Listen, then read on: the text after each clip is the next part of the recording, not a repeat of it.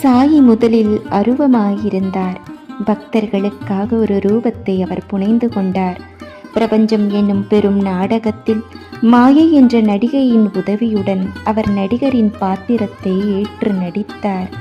நாம் சாயியை ஞாபகப்படுத்திக் கொள்வோம், அகக்காட்சியாக உருவாக்கி காண்போம்.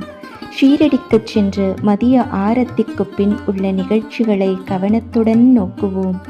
ஆரத்தி சடங்கு முடிந்த பின்னர் சாயி பாபா மசூதிக்கு வெளியில் வந்து அதன் விளிம்பில் நின்று கொண்டு மிகுந்த பட்சமும் அன்பும் கூடிய பார்வைகளுடன் பக்தர்களுக்கு உதியை விநியோகிப்பது வழக்கம். பக்தர்களும் அதே அளவு உணர்ச்சி வேகத்துடன் அவருடைய பாதங்களை பற்றி பிடித்து கொண்டனர். நின்று கொண்டும் அவரை உற்று நோக்கிக் கொண்டும் உதிமழையை மகிழ்ந்து அனுபவித்தார்கள். பாபா கை நிறைய உதியை பக்தர்களின் கைகளில் கொடுத்து அவர்களது நெற்றியில் தமது கை விரல்களால் பூசிவிட்டார். அவர் தம்முடைய இதயத்தில் அவர்களுக்காக கொண்டிருந்த அன்பு எல்லையற்றது.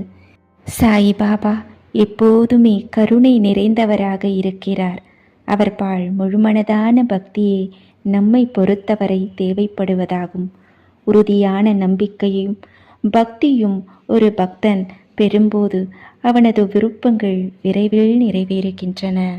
சாயி பாபாவின் மீது எந்த ஒரு பக்தனுக்கு முழுமனதான பூரணமான பக்தி ஏற்படுகிறதோ அவனது கேடுகளும் அபாயங்களும் துடைக்கப்பட்டு அவனது நலம் பாபாவால் கவனிக்கப்படுகிறது.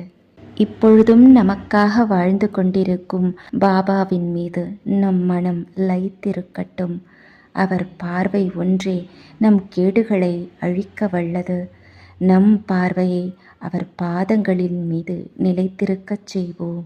வற்றாத கருணை வெள்ளமாம் சாயியிடம் சரணடைவோம்.